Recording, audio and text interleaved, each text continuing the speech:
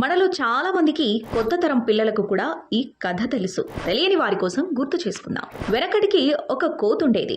అసలే కోతి, ఆ పైన చాలా కోతి వేషాలు వేస్తూ ఉండేది. ఆ కోతి వేషాల్లో భాగంగా ఒకసారి దాని తోక ఒక ముళ్ళ కంపలో ఇరుక్కుపోయింది. ఇక చేసేదేముంది, ఆ కంపతో సహా తోకను జాగ్రత్తగా పట్టుకుని మంగలి దగ్గరకు వెళ్లి తోకను కాపాడమని అడిగింది. ఆ మంగలి కత్తితో కంపను వేరు చేసే ప్రయత్నంలో ఏకంగా దాని తోక తెగిపోయింది. అతడితో గొడవ పెట్టుకునేసరికి బాబు గొడవ చేయొద్దు, కావాలంటే నా కత్తి తీసుకువెళ్ళు అన్నాడు. అది పుచ్చుకుని తోకపాయ కత్తి వచ్చే టామ్ టామ్ అని పాడుకుంటూ తిరగసాగింది. దారంబట వెళ్తున్న ఓ డోలు వాద్యగాడికి కత్తితో ఏదో అవసరమై కోతిని అడిగాడు. కత్తిచ్చింది. అతడు పని చేసుకుంటూ ఉండగా కత్తి విరిగిపోయింది. కోతి గొడవ చేసేసరికి అతడు బతిమాలి కత్తికి బదులుగా తన డోలిచ్చాడు. అప్పుడు ఆ కోతి తోకపాయ కత్తొచ్చే టామ్ టామ్ టామ్, కత్తిపాయ డోలొచ్చే టామ్ టామ్ టామ్ అంటూ పాడుకుంటూ తిరగసాగింది. ఇలా అల్లుకుంటూ పోతే ఎంత పొడవైన కథైనా చెప్పుకోవచ్చు. ఆ కోతిలాగా ఎన్ని పాటలు పడినా కూడా, ఎన్ని పాటలు పాడినా జగన్మోహన్ రెడ్డికి మాత్రం మళ్ళీ అధికారం మాత్రం రాదు అని ప్రజలు వ్యాఖ్యానిస్తున్నారు. జగన్మోహన్ రెడ్డికి తన పేరు చిరస్థాయిగా నిలిచిపోవాలని ఆశ.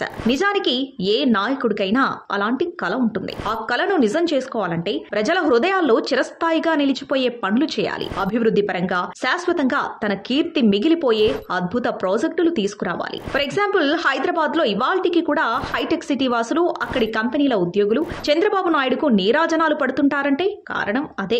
హైటెక్ సిటీ అనేది చంద్రబాబు నాయుడు దార్శనికతకు నిదర్శనం. ఆయన అద్భుత పాలనా పటిమకు ఒక రుజువు. ఇవాళ మాత్రమే కాదు కదా, మరో 1000 ఏళ్లు గడిచినా కూడా హైటెక్ సిటీ యొక్క ఫలాలను అందుకుంటున్న ప్రతి ఒక్కరు కూడా చంద్రబాబు నాయుడును నిత్యం స్మరించుకుంటూనే ఉంటారు. చరిత్రలో నిలిచిపోవడం అంటే అలాంటి మంచి పనులు చేయాలి. కానీ కుట్రలు, కుతంత్రాలు, కుహాకాలు తప్ప మరొకటి తెలియని గొడ్డలి పార్టీ అధినేతకు అవేమీ తెలియవు. తన పేరు శాశ్వతంగా ఉండిపోవాలంటే ప్రజల ఆస్తులకు సంబంధించిన పాస్బుక్ల మీద తన పేరు, ఫోటో ముద్రించుకోవడమే ఆయనకు తెలిసిన విద్య. అన్నదాతలకు తరతరాలుగా సంక్రమించిన, చెమట చిందించి కొనుక్కున్న పొలాల్లో హద్దురాళ్ల మీద తన బొమ్మ చెక్కించుకోవడం మాత్రమే ఆయనకు తెలుసు. అలాంటి అసహ్యకరమైన కీర్తికాంక్షతో కూడిన నాయకుడు గనకనే ప్రజలు అత్యంత దారుణంగా చీత్కరించి ఆయనను కేవలం 11 సీట్లకు పరిమితం చేసి బెంగళూరు ప్యాలెస్ లో కూర్చోబెట్టారు. ప్రజలు అంత ఘోరంగా చీత్కరించుకున్నా జగన్ బుద్ధి మాత్రం మారలేదు. కూటమి ప్రభుత్వం వచ్చిన తర్వాత జగన్ బొమ్మల పిచ్చికి చరమగీతం పాడింది. పట్టాదారు పాసు పుస్తకాలను ప్రభుత్వ రాజముద్రతో అందిస్తుంది. హద్దురాళ్లపై జగన్ బొమ్మలను తొలగించింది.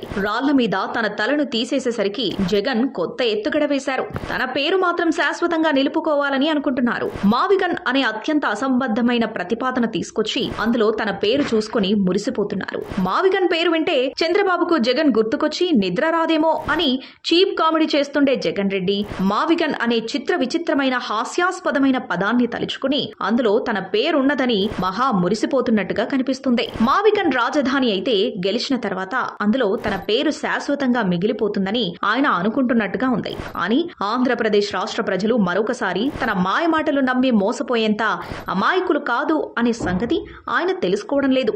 రాళ్ల మీద బొమ్మలు వేసుకోవాలనే కుట్ర చేస్తే ప్రజలు చీత్కరించుకున్నారు. అద్భుతంగా తయారవుతున్న రాజధాని మీద ద్వేషంతో విషం కక్కుతూ ప్రత్యామ్నాయం పేరిట తన పేరు చూసుకునే ఉబలాటంతో మావిగన్ అంటుంటే జనం అంతకంటే ఘోరంగా అసహ్యించుకుంటున్నారు. జగన్ మాత్రం రాళ్లు పోయే పేర్లు వచ్చే టామ్ టామ్ టామ్ అంటూ పైత్యపు పాటలు పాడుకుంటూ కాలం గడపాల్సిందే.